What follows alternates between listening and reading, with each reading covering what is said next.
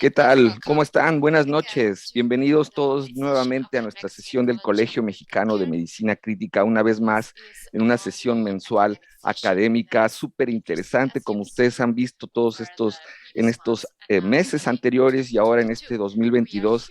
Estamos seguros que cada vez estas sesiones generan mucho mayor interés en nuestra audiencia, tanto en México como en Latinoamérica. Así que bienvenidos sean todos los que nos están en este momento viendo y escuchando en todas nuestras plataformas del Colegio Mexicano de Medicina Crítica. A nombre de nuestro presidente, el doctor Julio Mijangos, sean ustedes bienvenidos nuevamente a otra sesión. En este caso, bueno, pues esta sesión está siendo pregrabada por cuestiones de horario, ya que nuestro invitado, un gran personaje, una gran personalidad a nivel mundial, que nos va a dar en esta ocasión nuestra sesión mensual. Seguramente ustedes lo han visto, lo conocen a través de muchos artículos, a través de muchas conferencias, ya que el doctor es una gran autoridad mundial sobre el tema de la respuesta a volumen, un tema muy candente que genera siempre mucha expectativa porque seguramente todos los intensivistas estamos de acuerdo en que es uno de los temas pilares que identifican al médico intensivista, la respuesta a volumen, la identificación, la administración apropiada de fluidos a nuestros pacientes.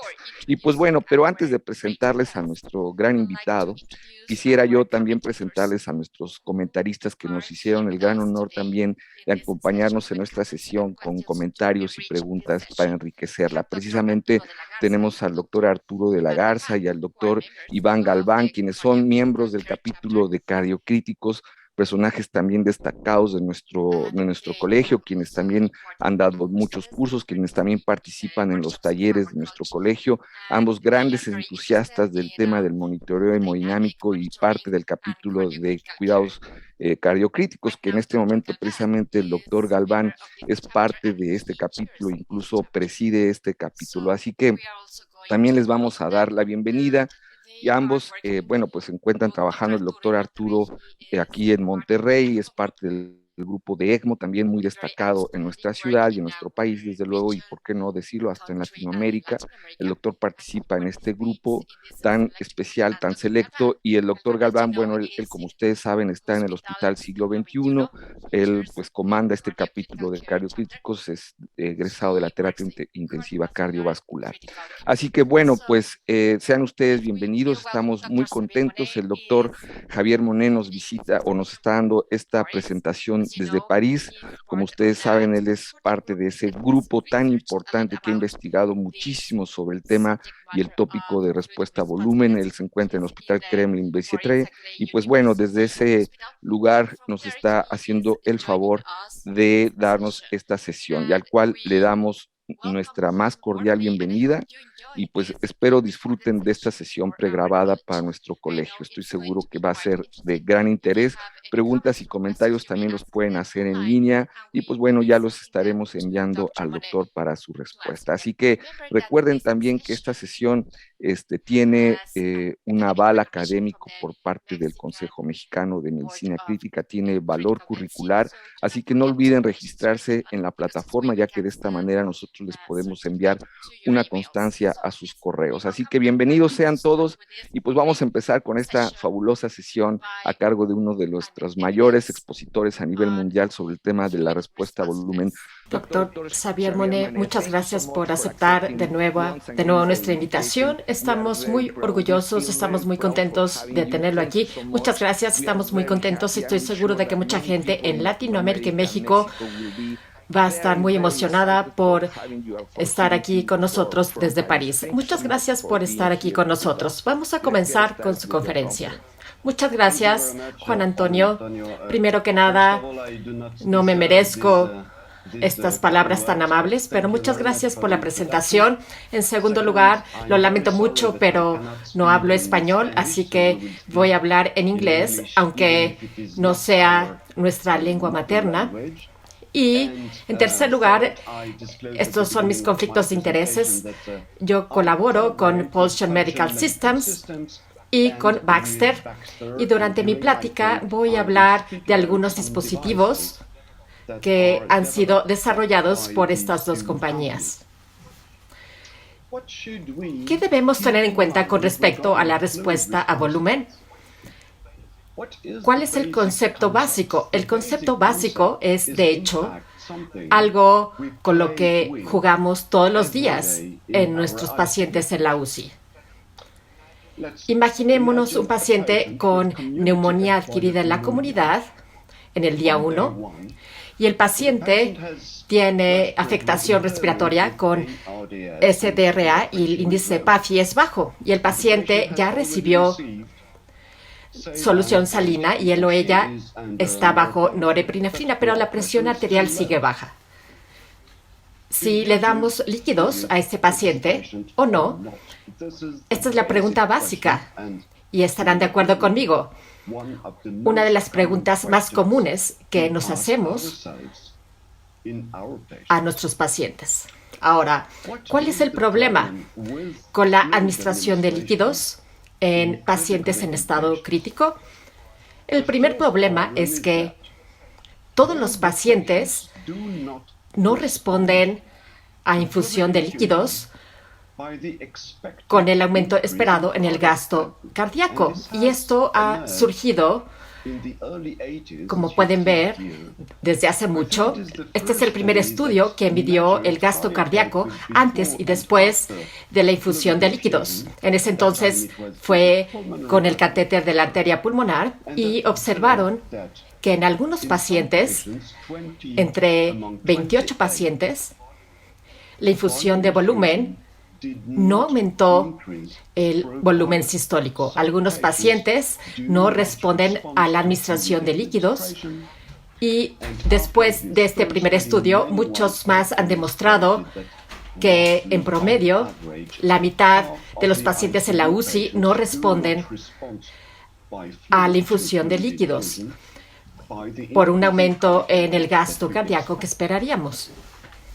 Y la razón básica de esto, como podrían saber, pero se los voy a recordarlo, la principal razón es fisiología básica que ha sido descrita hace un siglo o más por parte de Frank y Starling.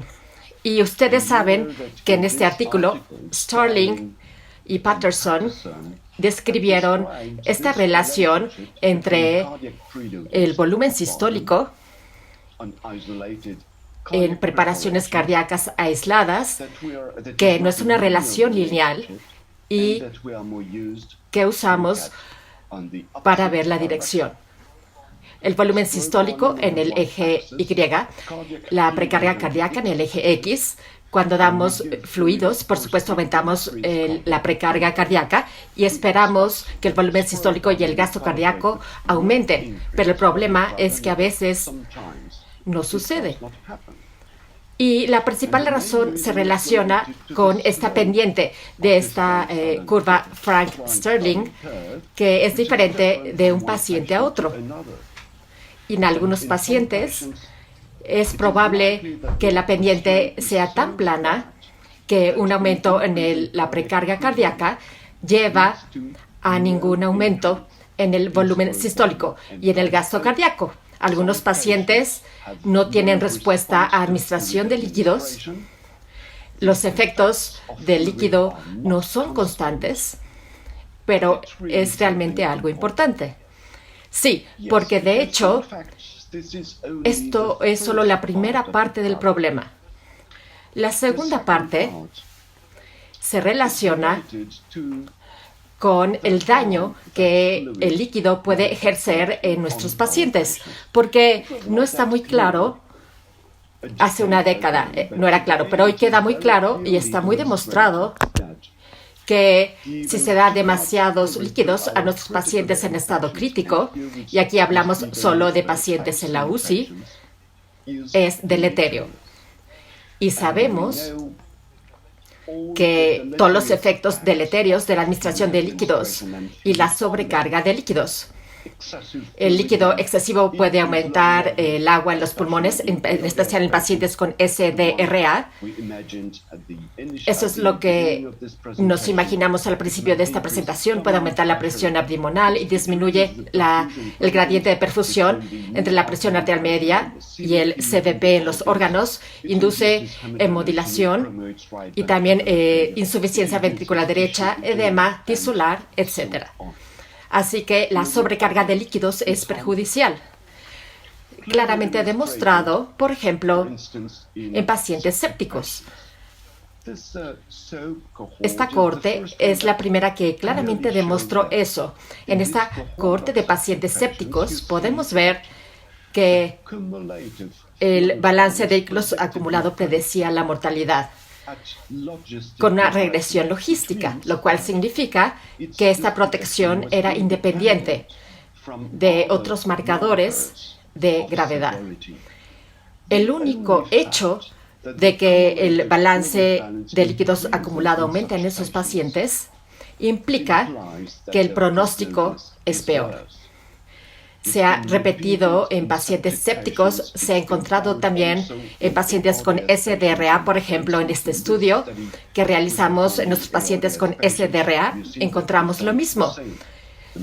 El balance acumulado de líquidos es deleterio y tiene un pronóstico peor y aumenta la mortalidad independientemente de otros marcadores de gravedad. Ha sido confirmado por tantos estudios. Sepsis, SDRA, lesión de los riñones agudas, etc. Así que este es el segundo elemento del problema. Proviene de estos dos elementos. Primero, que los líquidos son fármacos peligrosos, inconsistentes y deleterios y tienen consecuencias perjudiciales. También es lógico que no demos estos tratamientos si sabemos que no van a ser eficientes en nuestros pacientes. Los líquidos son fármacos, como los antibióticos. Múltiples efectos secundarios, especialmente los que usamos en la UCI, y una eficacia inconstante. Así que al tratar de predecir la eficacia de los antibióticos, debemos predecir la respuesta a líquidos. Yo creo que es una actitud lógica y en especial no debemos someter a nuestros pacientes en estado crítico a los efectos dañinos de la administración de líquidos, si sabemos que es muy probable que no se van a beneficiar de ello. Entonces, de hecho, más prácticamente, y dejemos a un lado la teoría, en nuestra mente tenemos un algoritmo. El gasto cardíaco es demasiado bajo, está elevada el lactato, etc. Entonces, me pregunto a mí mismo, ¿debo dar líquidos a este paciente? Intento aumentar el gasto cardíaco a través de la infusión de líquidos. Y luego, por supuesto, hay dos opciones. En algunos casos, las pérdidas de líquidos son obvias. En las fases iniciales de sepsis, porque hay hipovolemia, hemorragia, choque hipovolémico, hipovolemia. En todos estos casos, es seguro que el paciente responderá a líquidos porque están muy hipovolémicos y debemos dar líquidos sin esperar. Pero en los demás casos, me refiero en la mayoría de los casos, debemos intentar predecir la respuesta a líquidos. ¿Y cómo podemos hacer eso? Como saben, por muchos años, nuestros colegas usaron la presión venosa central, CVP. Si la CVP es baja, doy líquidos, y si está alta, no doy líquidos. Pero el problema, y por supuesto ustedes lo saben, es que no funciona. Un valor dado de CVP, un marcador estático de precarga, no nos dice el grado de respuesta de precarga. Y es la razón principal, repito, es fisiológica. Es una razón fisiológica. Vean esta gráfica. Es obvio que un valor dado de CVP, un valor dado de precarga, cualquiera que sea el marcador que consideren, PAOP y otro índice E' o el portador diastólico y del ventrículo izquierdo, un valor no nos indica cuál es el grado de respuesta de precarga. Yo insisto en ello. Para CVP se ha demostrado con tantos estudios hace algunos años. Pueden ver estas revisiones, estos estudios realizados y concluyeron claramente que no hay datos para respaldar la práctica generalizada de usar la presión venosa central para guiar la terapia de líquidos. Este abordaje a la reanimación con líquidos debe ser abandonado. Esto se debe a la fisiología y ha sido claramente demostrado. Y entonces, ¿qué más podemos hacer? De hecho, debemos predecir. Bueno, voy a regresar al CVP. Sigue siendo sorprendente ver que algunos colegas todavía usan la CVP en sus pacientes. Esto fue de Fenice y un estudio de cohorte realizado en UCIs europeas hace algunos años. Fue hace 6 años.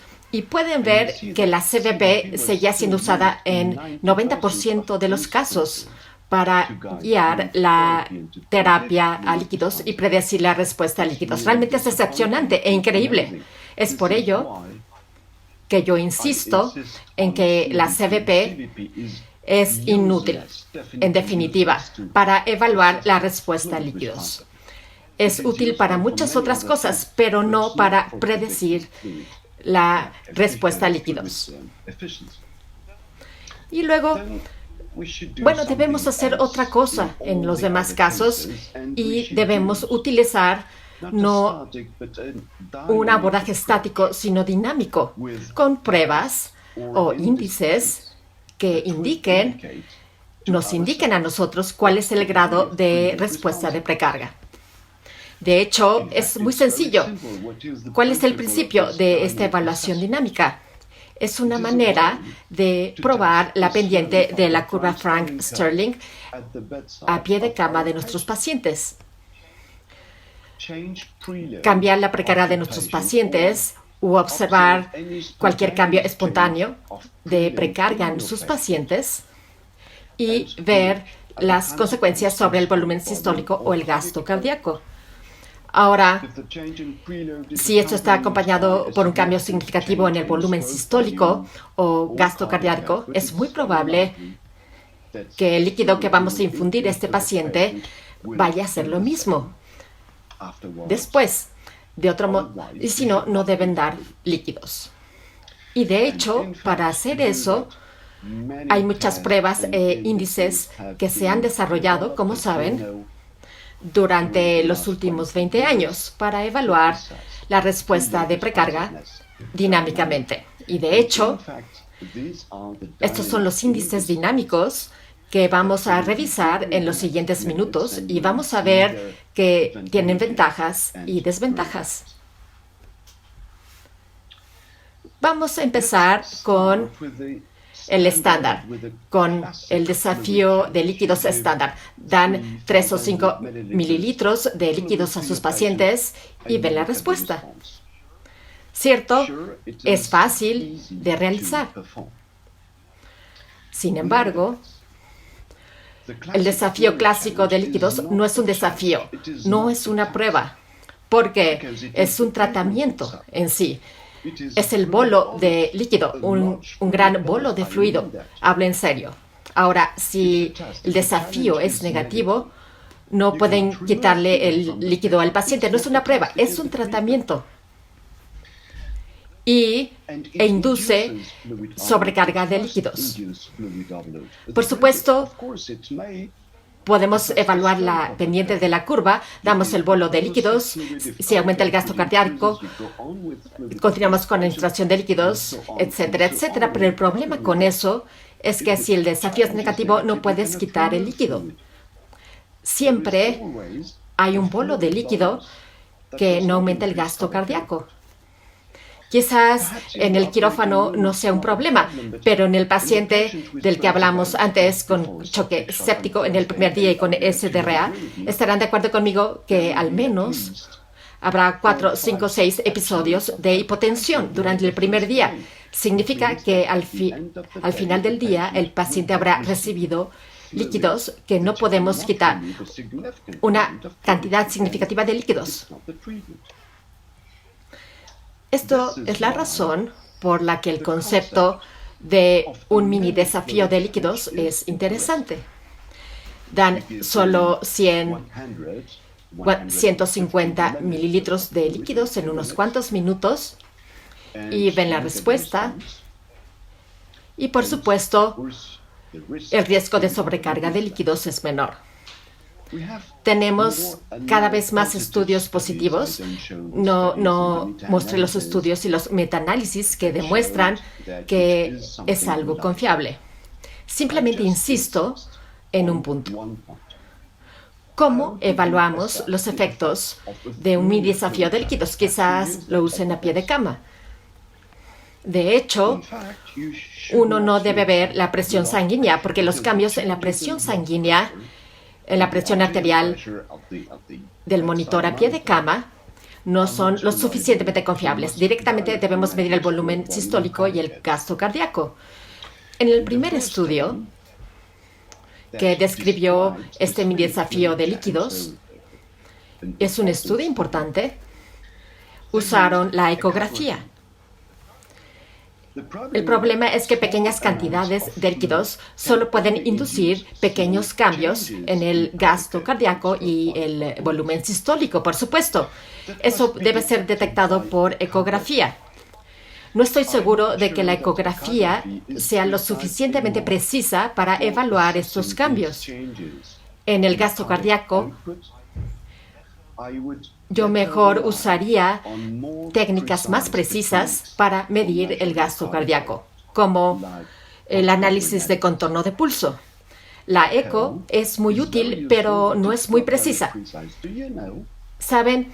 Si hay un pequeño cambio en la integral de velocidad-tiempo, BTI, que uno puede confiar en la precisión de la técnica. Es solo 10%.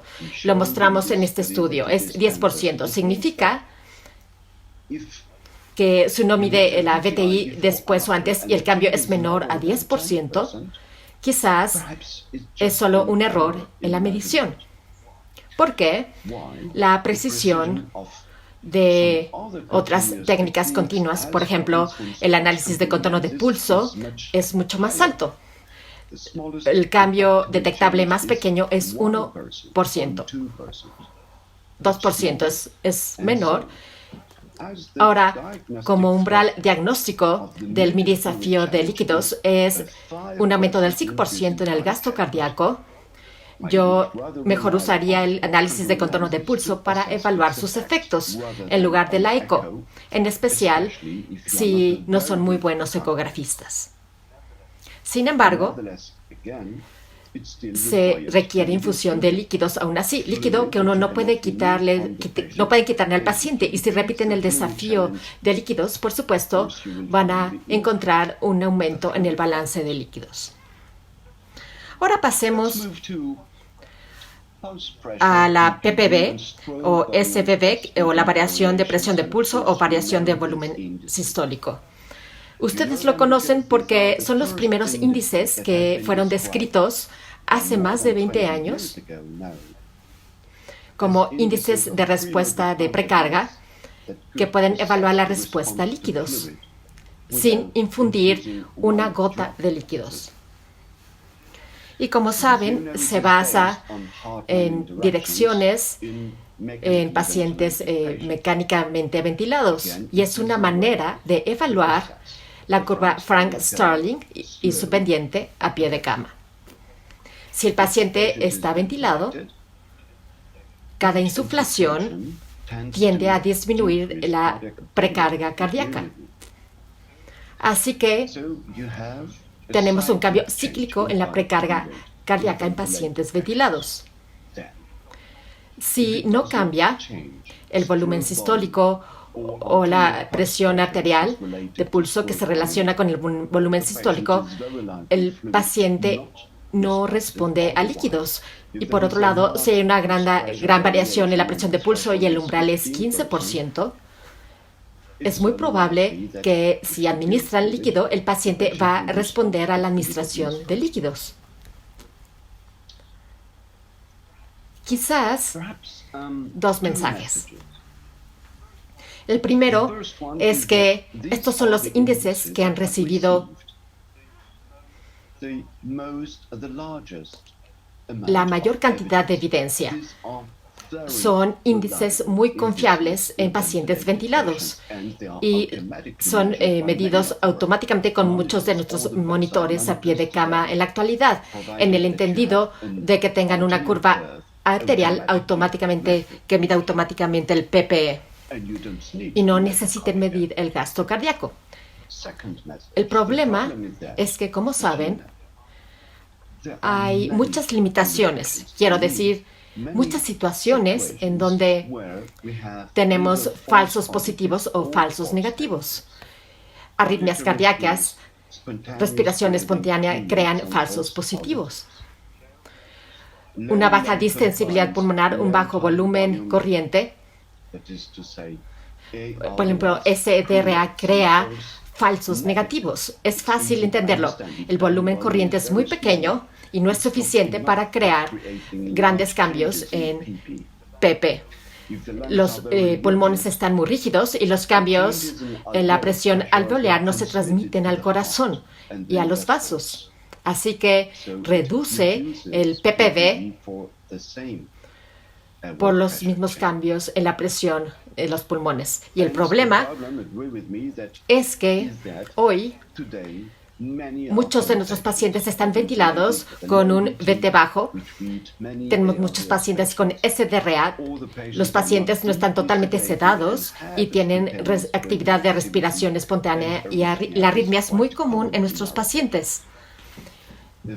A la larga vamos a hacer una encuesta sobre eso, pero pueden entender fácilmente que entre pacientes que necesitan líquidos, 80-90% de ellos no se puede usar PPV para medir la respuesta a fluidos. Sin embargo, como quizás pueden saber, hay una solución interesante posible en caso de un VT bajo, en un paciente con un VT menor a 8, que es este desafío de volumen corriente. Se describió hace 4 años por parte de Sheila Nainan, una colega india de Mumbai. Y su idea era la siguiente: su paciente está ventilado a 6, se mide el PPV en 6, y durante un minuto uno aumenta el VT de 6 a 8 bajo un ventilador y se mide el PPV de nuevo. Y la idea detrás de esto es que si el PPV aumenta, no es una medición directa del gasto cardíaco, pero es muy probable que el paciente responda a líquidos y responda a precarga, porque el aumento en el volumen corriente ha cambiado un grado de respuesta a precarga. Y demostró que si vemos el cambio absoluto en el PPV versus la edad, se puede evaluar la respuesta a líquidos. Y este primer estudio demostró eso. El aumento en el PPV de más de 3.5% podría detectar la respuesta a líquidos. De hecho, no es de los primeros estudios, fue sugerido por un estudio brasileño. El umbral es 3.5 y tenemos más estudios hoy. Creo que uno puede decir que esta es una prueba validada. La ventaja es que no necesitamos medición del cargo cardíaco, ningún pico eco, ningún PAC, solo PPV. Aún así, el problema es que el umbral diagnóstico que ha sido descrito varía mucho entre estos estudios. En este estudio reciente evaluamos con algunos colegas si estamos viendo el PVD, podemos ver la distensibilidad de la vena cava inferior. Se puede tomar el eco y realizar un desafío de BT. Vean el área. El área bajo la curva ROC no es tan grande. Se puede ver la variación en la presión de pulso, pero vamos a hablar de los cambios en la vena cava inferior en este momento. Estoy seguro de que muchos de ustedes les gusta mucho la ecografía. Hacen muchos ecos, muchos ultrasonidos en sus pacientes y tienen razón.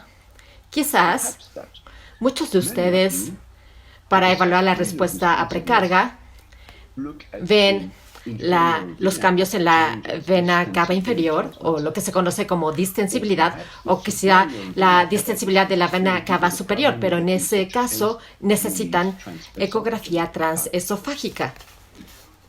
No es necesario medir el gasto cardíaco, y lo cual es muy fácil. Deben estar calificados en eco, pero no es tan difícil. Sin embargo, y este es mi mensaje con respecto al IVC y SVC o cambios en la vena cava inferior y superior, es probable que sean los índices menos confiables de respuesta a precarga que tenemos.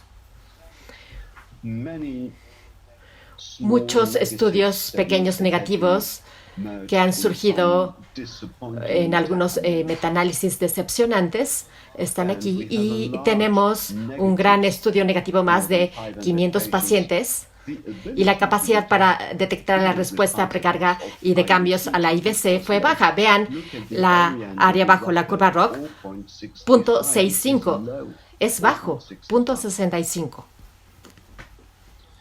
Quizás la razón por la que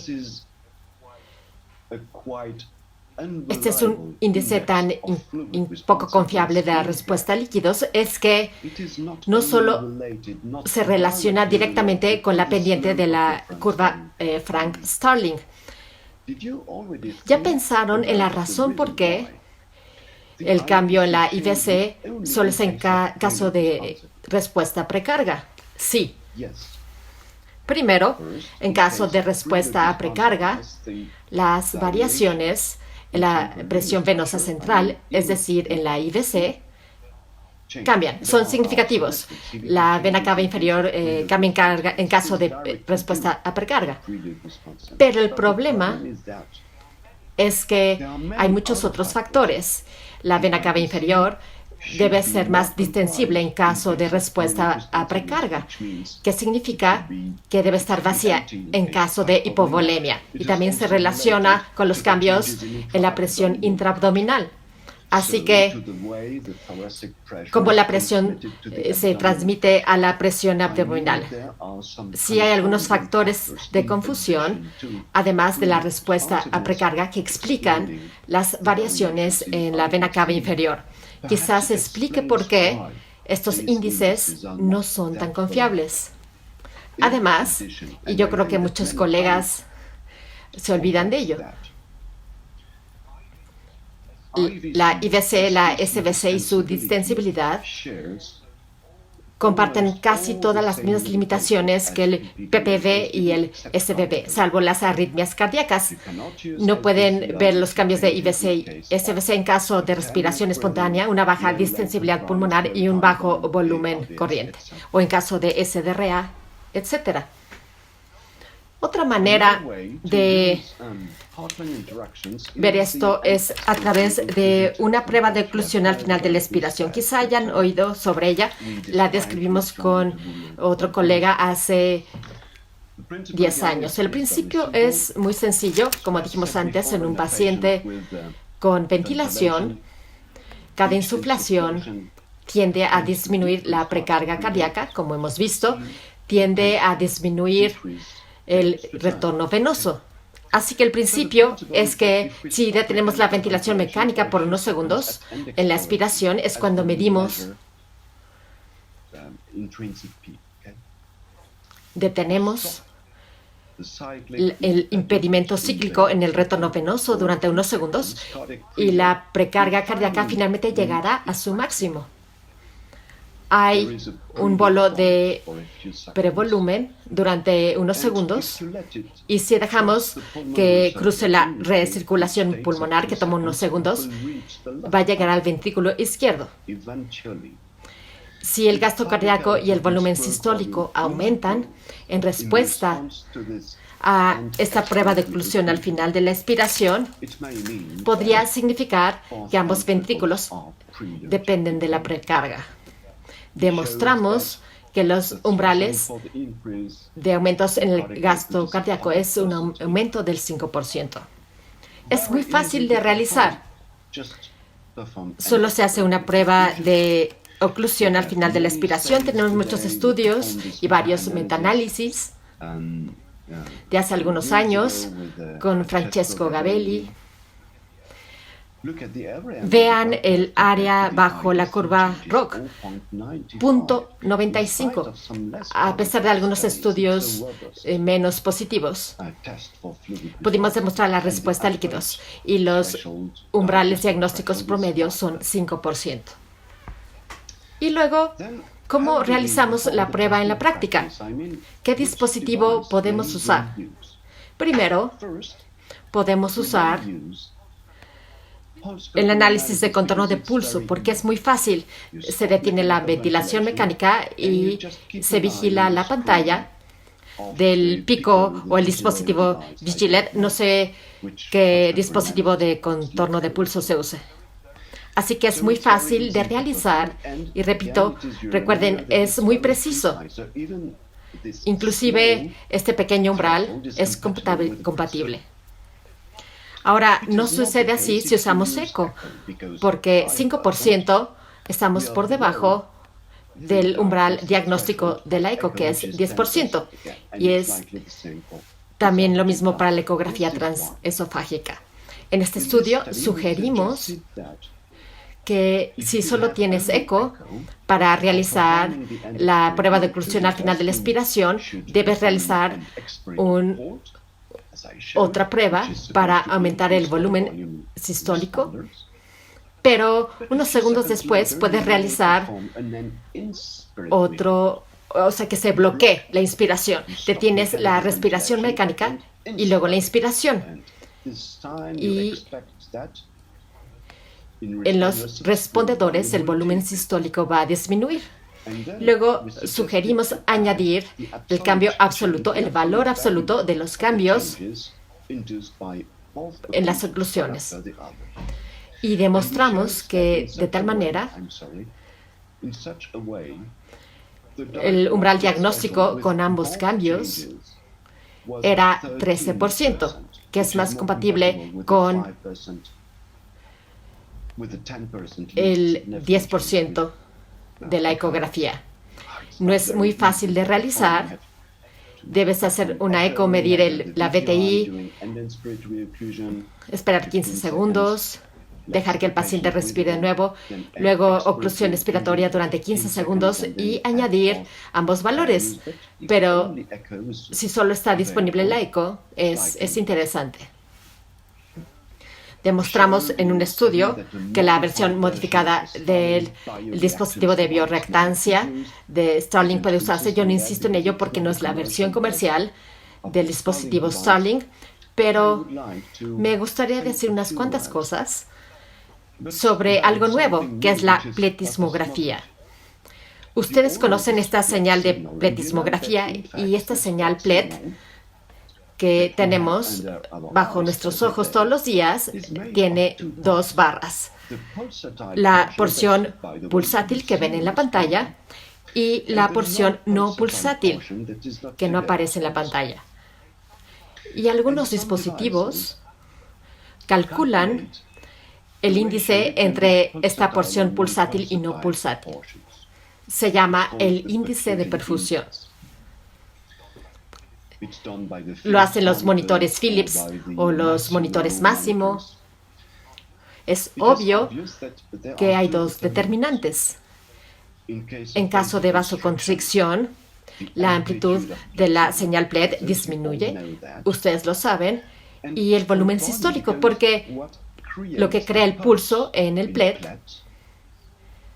es el volumen sistólico, por supuesto.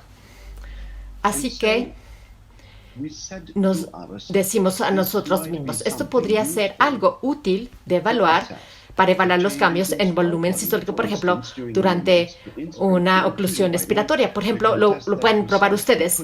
Ponen un sensor PLED en la punta de los dedos y hacen una maniobra de mansalva.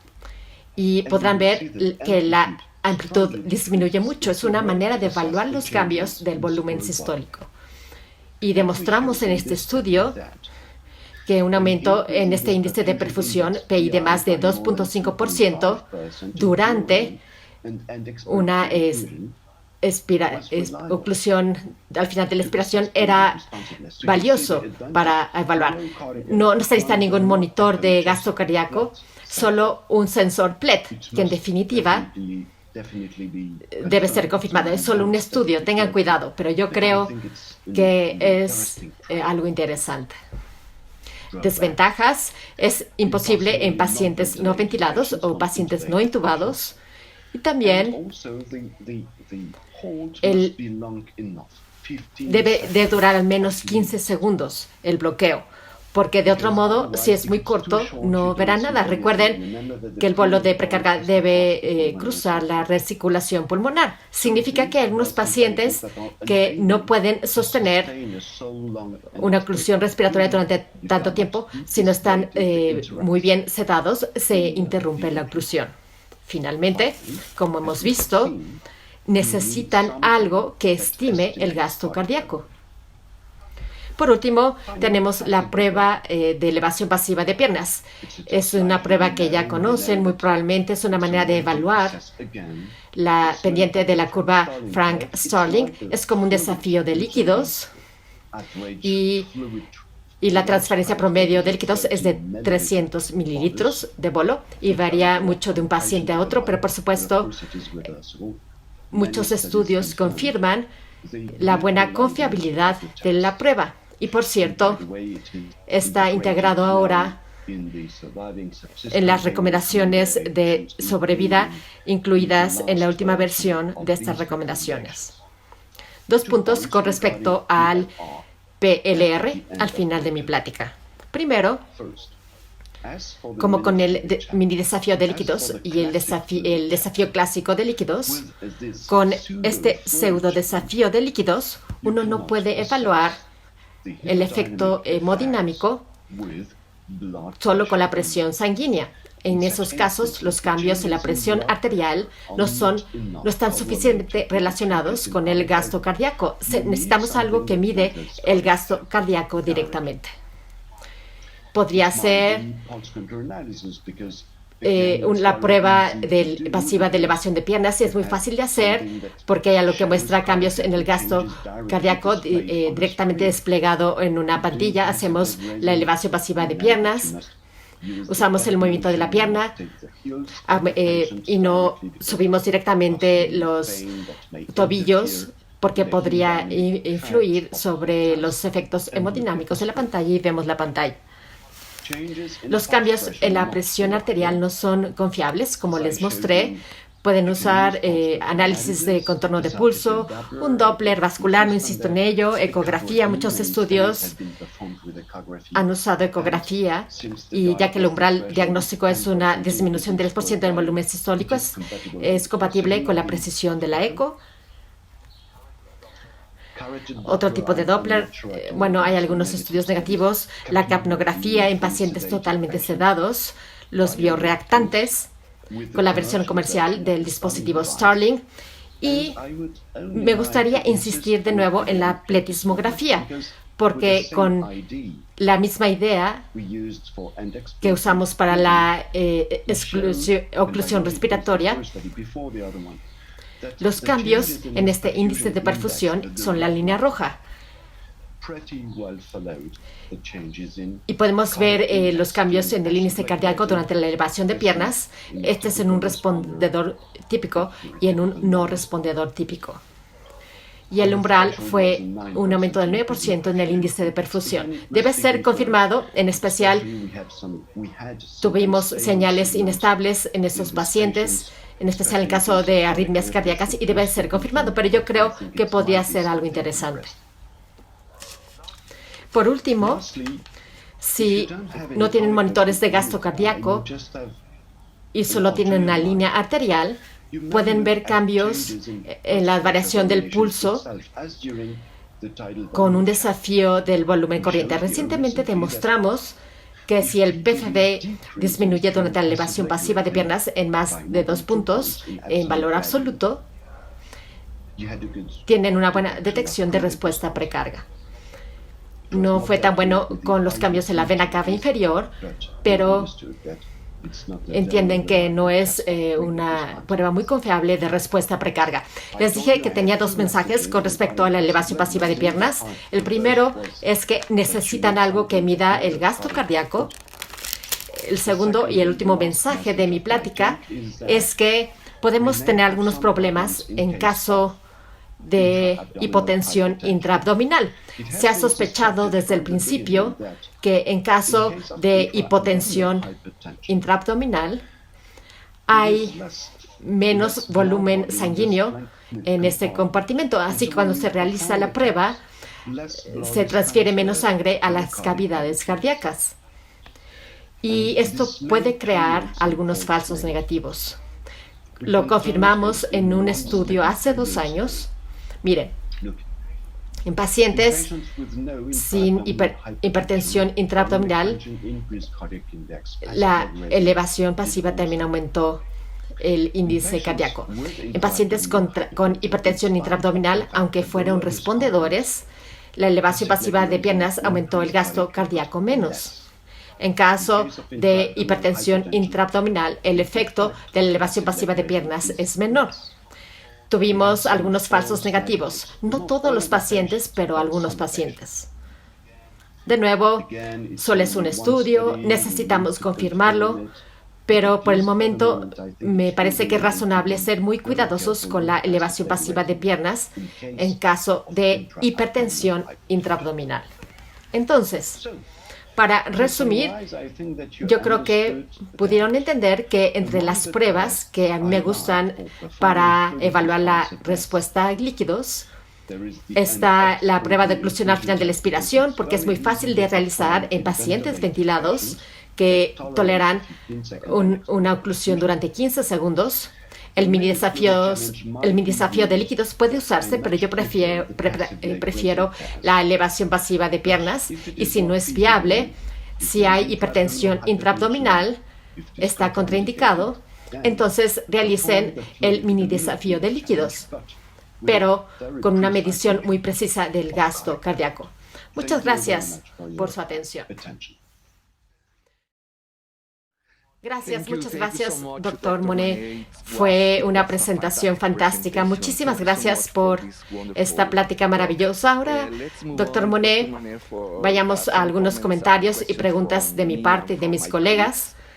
Primero que nada, doctor Xavier, usted mencionó el estudio Fenice.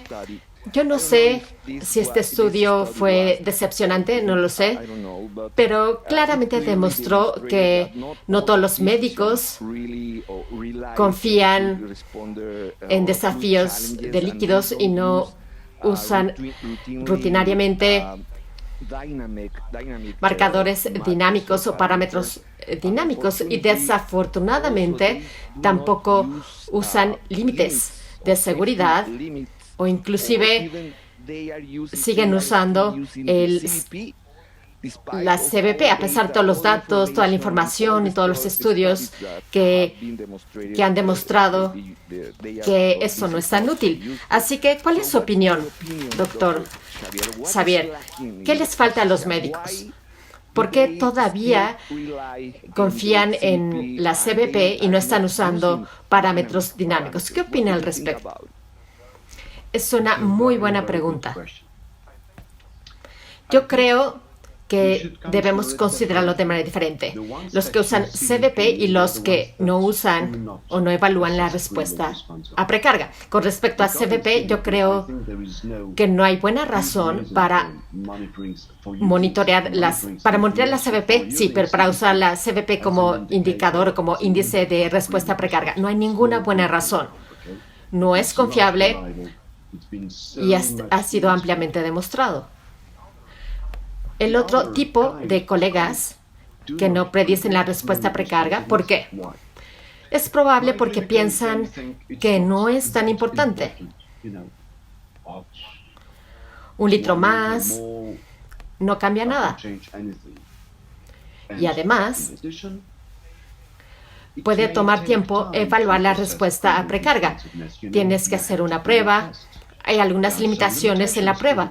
En especial, uno debe medir el gasto cardíaco con eco, con otro dispositivo que mida el gasto cardíaco. No es tan fácil. Así que toma tiempo. Si no están convencidos de que es muy útil, por lo tanto, no lo usarán.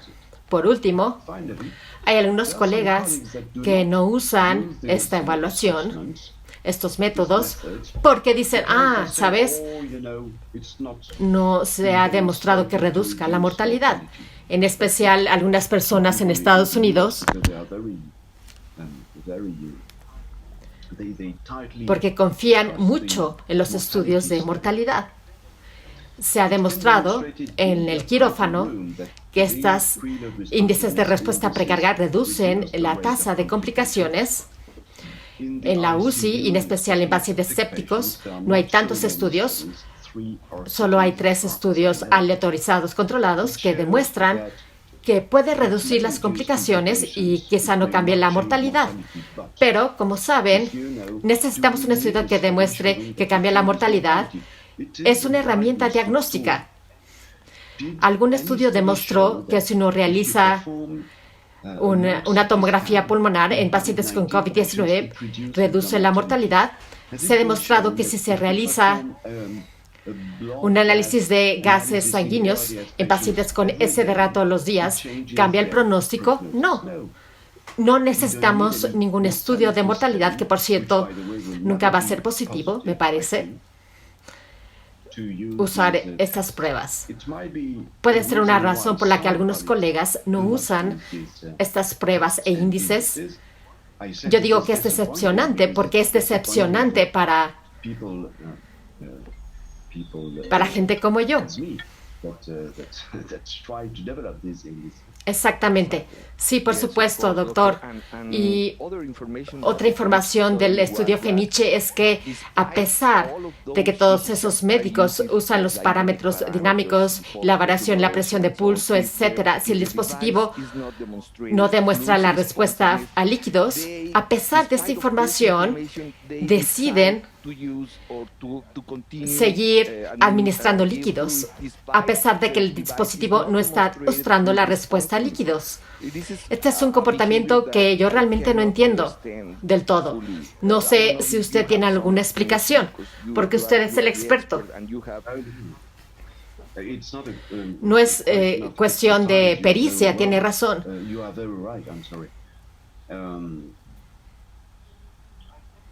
Yo creo que esta es la actitud más lamentable porque lleva a una sobrecarga de líquidos. La razón básica por la que realizamos estas pruebas es para evitar la sobrecarga de líquidos, es para decidir no dar líquidos a nuestros pacientes sin ninguna respuesta a precarga. Así que realmente, si siguen con la infusión de líquidos, a pesar de la falta de respuesta a líquidos, esta es una manera en que podemos aumentar el balance de líquidos. No la única, pero es una manera en que se hace. Y hoy está claramente demostrado que esto es algo perjudicial para nuestros pacientes en el quirófano y en la UCI. Muy bien, doctor. Bueno, tengo otro comentario, otra pregunta para usted, doctor Monet. ¿Qué opina de las pruebas de variación de presión de pulso en insuficiencia ventricular derecha? Porque hay algunos artículos que demuestran que podemos ver algunos falsos positivos. ¿Qué opina al respecto? 2 puntos. Primero, no está tan demostrado. Hay un estudio clínico con muchas desventajas, muchísimas desventajas. Es todo.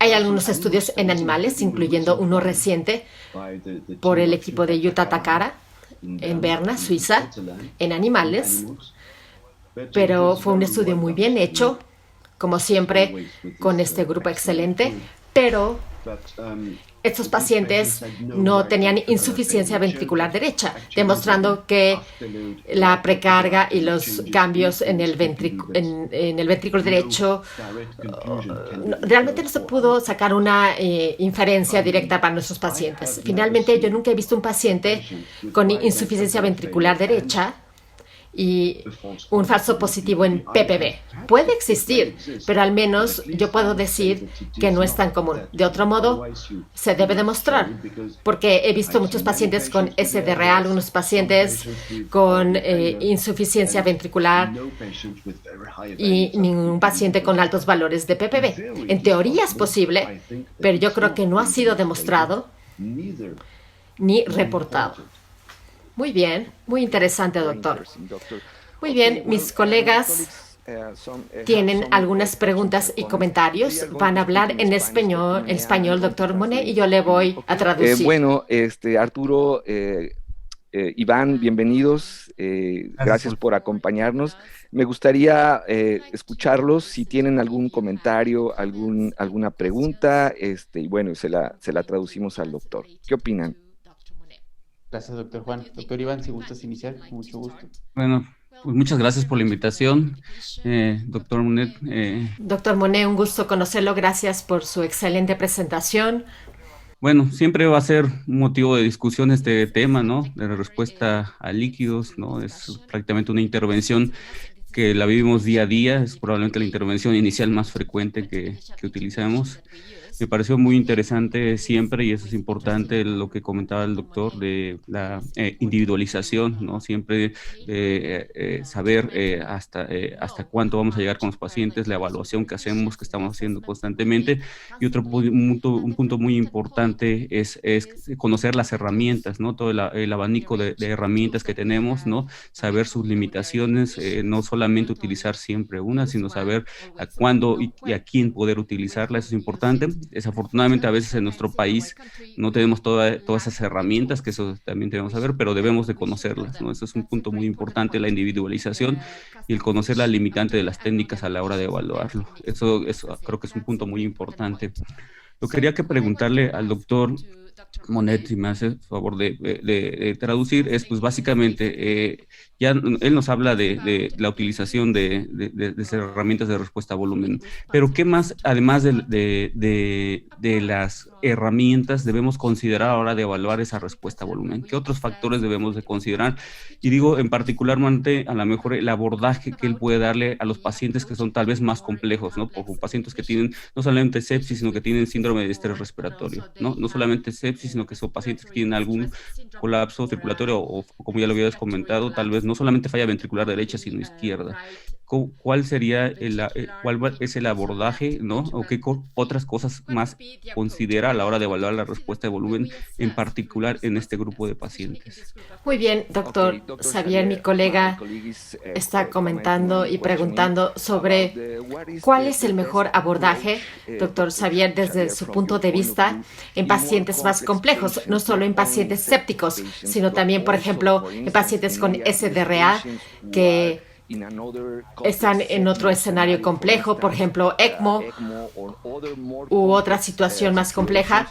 En su opinión, ¿cuál es el mejor método para evaluar la respuesta a líquidos en pacientes con SDRA con un índice PAFI muy bajo o todas esas consideraciones, incluyendo falla ventricular derecha y otras situaciones adversas específicas, doctor Monet? Muchas gracias por la pregunta. Es una pregunta importante porque exactamente en estos pacientes en los que queremos evitar la administración de fluidos, solo queremos dar líquidos si sabemos que serán efectivos. SDRA. En la práctica, La prueba de oclusión al final de la expiración suele ser viable en estos pacientes y bastante fácil de realizar. La elevación pasiva de piernas, por supuesto, en especial si tienen eco o un mini desafío de líquidos. Pero repito, hasta 100 de líquido en estos pacientes es demasiado. El desafío de volumen corriente, a pesar de estas limitaciones en el umbral, podría ser interesante si solo tienen PPB, porque es la ventaja. No hay pico, no hay eco, nada. Aumentan el volumen corriente y ves los aumentos en el PPB. En ECMO es mucho más difícil.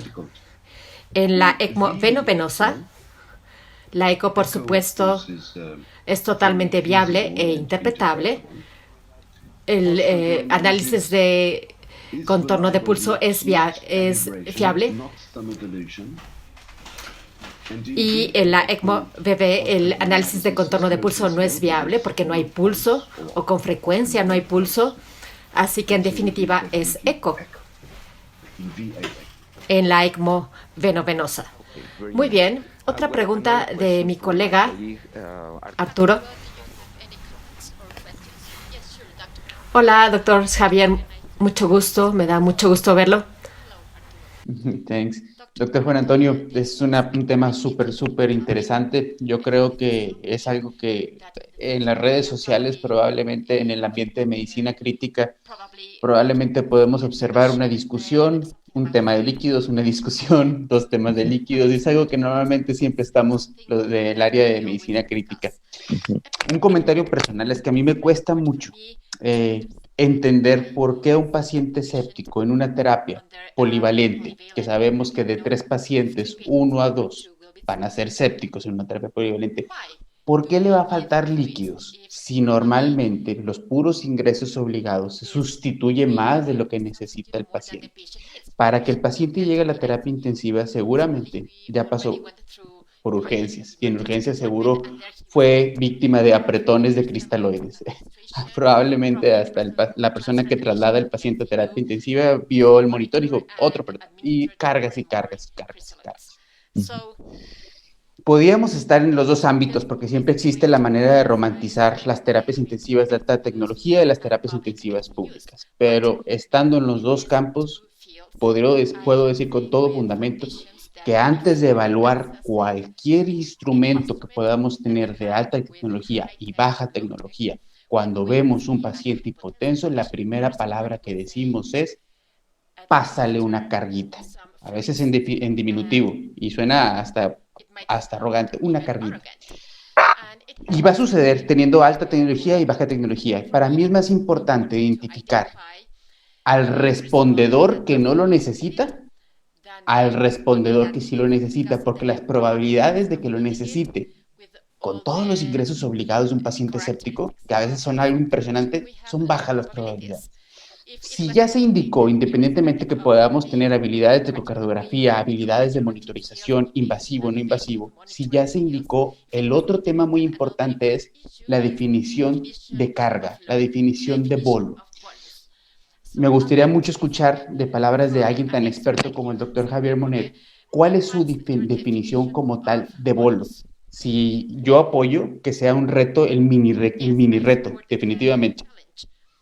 Creo que podríamos decir 1 a 3 mililitros por kilo para 5 minutos, pero si tú le pones una indicación de bolo a un paciente, cada quien va a tener una interpretación muy diferente. Y lo he hecho a prueba, le pregunto a la enfermera, le digo, pásale una carga. Y van directamente cada quien, alguien va a escoger 250, alguien va a escoger 500, alguien te va a preguntar, otros van a escoger 100, y lo más importante, nadie te va a preguntar por cuánto tiempo. Algunos los consideran que para 1 hora, otros consideran para 30 minutos, 15, pero vamos a ver qué dice alguien tan experto como el doctor Javier, es cuánto y para cuánto, y qué espera, cuánto tiempo podríamos ver los resultados, y no irnos con carga. Doctor Monet, mi colega pregunta sobre, bueno, desde su punto de vista, doctor Monet, ¿cuál es el mejor concepto de desafío de líquidos? Es decir, ¿considera que el desafío de líquidos debe ser cierta cantidad de líquidos? ¿Y qué cantidad de líquidos debe administrarse? ¿Y qué cantidad ¿Durante cuánto tiempo debe darse este bolo? ¿Cuál es el mejor concepto? Porque mi colega está diciendo que hay muchos conceptos sobre desafío de líquidos. En las UCIs, ya sabe, la enfermera tiene el concepto de las tías, los otros médicos, los internistas, los anestesiólogos tienen otro concepto del desafío de líquidos. Así que, de un experto como usted, ¿cuál es el mejor concepto de desafío de líquidos? La cantidad de líquidos, el tiempo. ¿Y cuáles son los límites o los umbrales u otros factores que debemos tomar en cuenta para suspender los líquidos? ¿Cuál es su opinión al respecto? Muchas gracias, Arturo, por su pregunta, porque realmente es una pregunta crucial y una pregunta muy difícil. Tienes toda la razón. Uno realmente no sabe. Uno suele decir son 500 mililitros de líquido, pero ¿por qué? Queda claro hoy que debe ser cristaloides, pero aunque los usemos, uno no sabe si deben ser coloides o cristaloides. Algunos usan 250 y otros 4 mililitros por kilo. Y de hecho, ¿cómo quieren tener la referencia? Eso es muy difícil de definir. Así que yo creo que cuando damos un bolo de líquido, hay algunas cosas que deben ser respetadas, algunas reglas que deben respetarse. Primero, debe ser una cantidad significativa de líquido. No sé exactamente, por ejemplo, no 100. Si este es un mini desafío de líquidos, debemos detectar con mucha precisión el gasto cardíaco. Así que yo diría que al menos 200, 500 es probable el límite. Algo que aumente significativamente los determinantes del retorno venoso, en especial la presión promedio de llenado sistémico y la precarga cardíaca. En segundo lugar, no debe ser muy grande porque si tomas 1 litro, quizás inicialmente el paciente está aumentando su gasto cardíaco siguiendo la curva, pero después hay una meseta y quizá para 700 milímetros se da cuando el paciente no tiene respuesta a líquidos, así que ni muy poco ni mucho. Y tiene razón. El tiempo en el que se administra es probablemente importante. Si se les da durante 30 minutos, primero es muy difícil de evaluar el efecto porque mientras tanto los pacientes tendrán cambios. Estos pacientes inestables y los pacientes son muy inestables. Así que es probablemente mejor darlo en periodos cortos de tiempo. En mi unidad, en pacientes hipotensos, en una bolsa de suero, así que fluye en 5 o 10 minutos. Nos aseguramos de que todos los cambios que observamos se deban a la administración de líquidos y quizás que sea más efectivo, porque mientras tanto el líquido no se filtra fuera de la circulación. De cualquier modo, hay que tener en cuenta que todo esto es muy transitorio. Los efectos del desafío de líquidos en pacientes inestables, no en los pacientes muy hipovolémicos, sino en pacientes sépticos, es muy corto.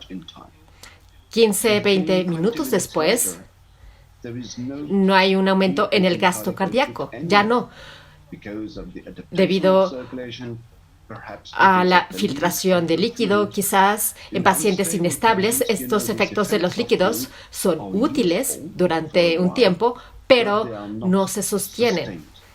Es diferente en un paciente con hipovolemia. Se restaura el volumen sanguíneo, por ejemplo, en un paciente con diarrea, con ketoacidosis, pero en otros pacientes sépticos y pacientes inestables los efectos son muy transitorios. Así que significa que vamos a repetir los desafíos de líquidos o que quizás debamos aumentar la norepinefrina muy pronto para limitar la administración de líquidos y para que los bolos de líquidos sean más eficientes. Así que, además, esta cuestión a tener en cuenta cuando uno decide dar un bolo de líquidos. Por último, Yo creo que el mejor bolo de líquido que se puede hacer es aquel en el que uno evalúa su efecto. Veo muchos colegas que dan líquidos, quizá predijeron la respuesta a líquidos, pero dan líquidos y salen de la habitación. Deben ver si realmente fue efectivo, al menos la presión arterial media, que la quieren restaurar, y ve con un pico para ver si aumentó el lactato, si hay VO2 en el tiempo posterior, para ver si realmente fue eficiente o no. Estos son fármacos y fármacos peligrosos, tengan eso en cuenta. Exactamente. Me gustó su pregunta y de hecho estamos revisando los estudios, todas las formas en que se ha usado en estos estudios durante 20 años, todas las maneras en las que se han realizado estas pruebas. Tiene razón, es muy diferente entre un equipo y otro. Así es, gracias, doctor, fantástico. Doctor, quizás siempre debemos tener en cuenta que hay una diferencia entre los que responden a líquidos y los que no. Quizá hay médicos que estén buscando una falta de respuesta a líquidos y cuando el paciente no responde, suspenden los líquidos y quizá no es la decisión correcta porque a veces el paciente claramente responde a líquidos, pero no necesariamente significa que debamos administrar más líquidos. ¿Estoy en lo correcto? Tiene toda la razón y es un muy buen punto en el cual insistir. Primero, todos nosotros tenemos respuesta a precarga y algunos colegas pueden ver que el ppb es alto. Oh, voy a dar líquidos. No, solo si el gasto cardíaco es demasiado bajo.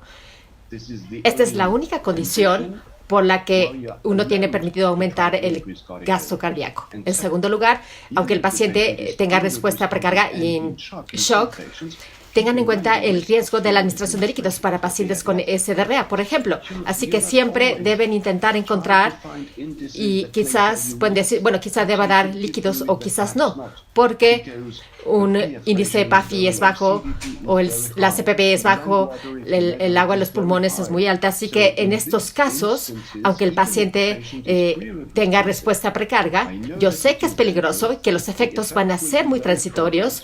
Yo sé que va a ser particularmente peligroso por estos índices y yo elijo no administrar líquidos. Por cierto, aumenta la norepinefrina en paciente con respuesta a precarga, aumenta el gasto cardíaco porque tiene un efecto similar al líquido, lo cual es más sostenido que la administración de líquidos. Así que realmente es un punto muy importante. Tiene razón, quizá no insistí lo suficiente en mi plática. Ver la respuesta positiva, el índice de respuesta a precarga no es suficiente para decidir sobre esto. Exactamente, y quizás debamos ir tras la meta de la perfusión más que la respuesta a precarga. Quizás debamos ir tras la información de la perfusión. Si el paciente tiene un alto lactato o una baja diuresis, esta es la meta que debemos considerar. Sí, y evaluar su desaparición después.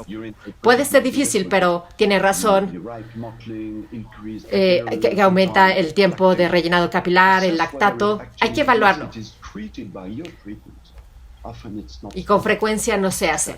Y tratar de integrar otra información, porque quizá el paciente no responde a líquidos, pero quizás el paciente necesita inótropos en lugar de líquidos o vasopresores. Así es. Quizás, como hay tantos estudios sobre terapia de fluidos o estos índices de respuesta a líquidos, la gente puede olvidar que de hecho hay otras soluciones. Y hablo de nuevo de los vasopresores y la norepinefrina, inclusive en pacientes con respuesta a precarga. Muy bien, muy interesante. Ok, Arturo, Iván, no sé si tuvieran alguna otra comentario, pregunta para ya finalizar esta sesión y ya dejar al doctor libre su tiempo tan valioso que nos ha regalado. No sé si tuvieran alguna otra cuestión. Claro, nomás hacer énfasis en lo que prácticamente acabas de comentar, que es importante saber, ¿no? Que no solamente que sea respondedor va a ser paciente que necesite los líquidos, ¿no? Hay que evaluar otras circunstancias, no solamente eso. Y lo importante es saber, porque las consecuencias, el que no necesite el líquido, las consecuencias deleterias que nos va a llevar, siempre es importante recordarlo, ¿no? No solamente el edema, la congestión, la disfunción orgánica, la coagulopatía, trastornos electrolíticos, hipotermia, hay que considerarlo porque eso pues, ya está bien demostrado el impacto no solamente en la morbilidad, sino en la mortalidad únicamente. En aras de mejorar esa sensibilidad a saber quién realmente va a responder, ¿hay una pregunta para el doctor Monet, ¿hay algún índice o alguna combinación, por ejemplo, en aras de mejorar esa capacidad de seleccionar a sus pacientes que van a responder a volumen, algún índice, alguna combinación de pruebas que se utilicen para evaluar esta respuesta a volumen? Doctor Javier, la última pregunta de mis colegas es, ¿usted cree que debemos integrar más de un parámetro para aumentar la sensibilidad y la especificidad de esos parámetros? Yo sé que a veces tenemos diferentes escenarios en donde el paciente sabe, algunas pruebas no son fiables en situaciones específicas. ¿Deberíamos integrar diferentes parámetros? Sí, entendí la pregunta, de hecho, porque el español y el francés se parecen, aunque yo no hablo español. De hecho, si respondo en francés, ustedes me entenderían. Es un muy buen punto. Usemos la ventaja de tener varias pruebas e índices. Y todas estas pruebas e índices no son perfectos. Como en la medicina hay falsos positivos, falsos negativos, ciertas condiciones, como usted dijo. En especial, si sabemos el riesgo de la infusión de líquidos es muy alto, realmente no me gusta dar demasiados líquidos a estos pacientes. Y si la prueba está en el límite, ya sabes, cerca del umbral, digamos un 10%, significa que el paciente no es respondedor a 10%, pues debemos concluir que podemos hacer una prueba de oclusión al final de la expiración. Si doy líquidos, debemos 100 mililitros o un mini desafío de líquidos antes de dar el resto de la infusión de líquidos. Estoy totalmente de acuerdo con usted en estos pacientes más graves. Vamos a combinarlo. Vamos a combinar las pruebas. En los estudios es muy difícil demostrar que hay una ventaja de combinar las pruebas porque en estas publicaciones la fiabilidad de la prueba siempre es muy buena, así que es difícil de mejorar, pero en la práctica podría ser diferente y tiene toda la razón. Muy bien, muchas gracias.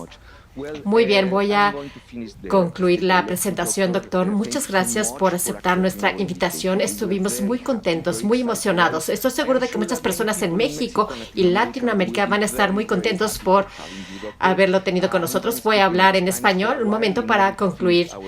Bueno, pues esto fue nuestra sesión del Colegio Mexicano de Medicina Crítica. Gracias, Arturo.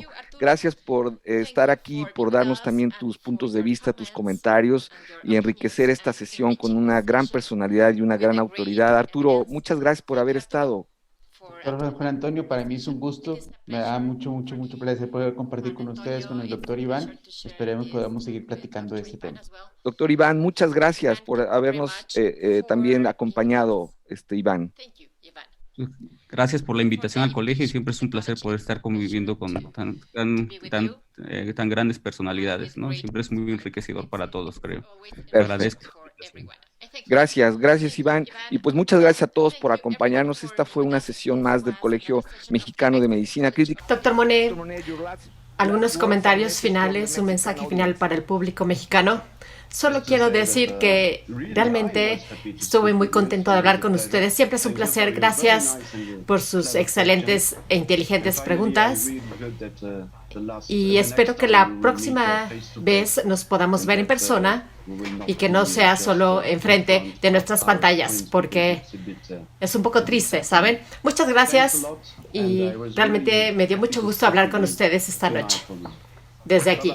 Gracias. Buenas noches. Gracias, Javier. Gracias. Hasta luego. Fue un placer.